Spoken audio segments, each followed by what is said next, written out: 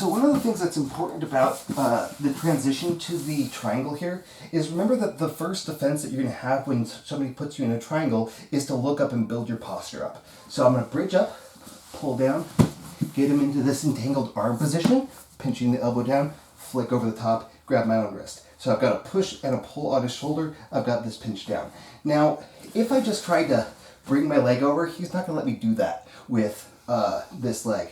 So I'm going to get this hip up so I can bring my knee over the top of his shoulder here so I can start to clear that arm out of the way. We'll show this from the other side here in a second. And then I just extend my leg and hook it over the top. Notice I'm not trying to finish the triangle from right now, right? But I'm keeping my boot on. I'm trying to keep his head down. So if he starts to try to build up, we're kind of connected here, right? So now I can start to let go of this, grab my own ankle, push on the heel, and get my leg across the back of his neck. It's really important that I'm not across the shoulder, but I'm actually touching nothing but neck here.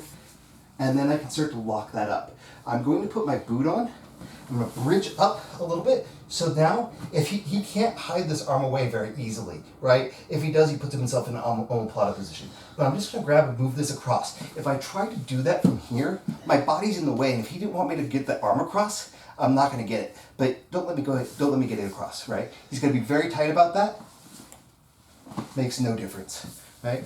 Cut my angle, and I'm going to flick out, and then I squeeze a little bit. If you have to, you can always pull down on the head. But really, if you do this properly, you shouldn't have to, right? So, under, boom. I get that wrap with the entangled arm, and I create that nice strong grip here. I'm going to post out on the hip, and I need to start working on clearing that. So, he knows that he doesn't want to tuck that elbow in right now because I've got this arm locked in, right? So you're never going to try to hide that elbow away, right? You're going to try to keep both elbows inside the guard, right? Not outside the guard, yep. Because if he tucks that in, I've got a clear path, right? So I'm going to come out, come over the top, right? So now he can't get it back in. And I'm just going to kind of close down here, grab my own ankle, and get the angle that I need. Come over the top, bridge up, pass across, and from here I'm going to flare my foot out, keeping both my boots on, and I'm going to squeeze. If I have to, I can pull down on the head.